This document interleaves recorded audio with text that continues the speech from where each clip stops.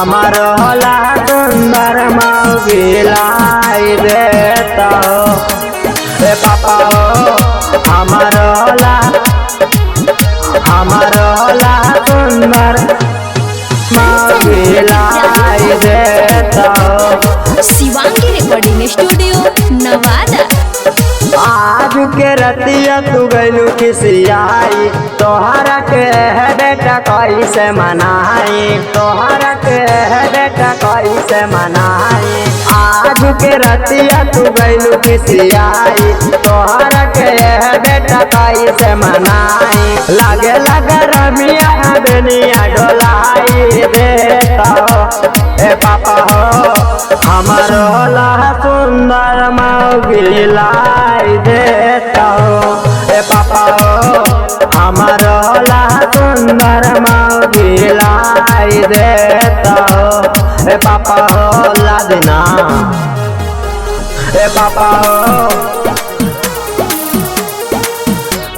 ए पापा हो। हमार होला सुंदर मौगिलाई देता हो। लम्हारवा के जब जब देखिले त दिलावा करेला थोड़ा थोड़ी। आसो के लगाना में शादी न कराई बात कलम वाला जोड़ी। लम्हारवा के जब जब देखिले त दिलावा करेला थोड़ा थोड़ी। आसो के लगानिया में शादी न कराई बात कलम वाला जोड़ी। रे लगानिया में मारो साजावाई देता ना ए पापा हो। हमार होला सुंदर मौगिलाई देता ना ए पापा हो।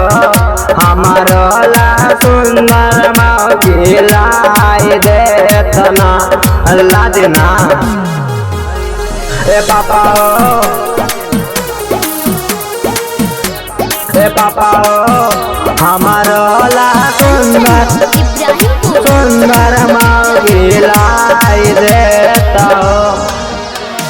रोहित राइटरवा से इतना तू काहे गैलू खिसियाई। राहुल रहल यादव से इतना तू काहे करेलू लड़ाई।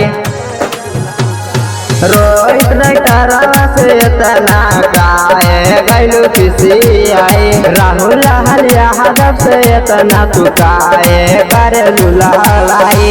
कहीं चंदन अहिरा के सरधा पुराई देता हो ए पापा हो।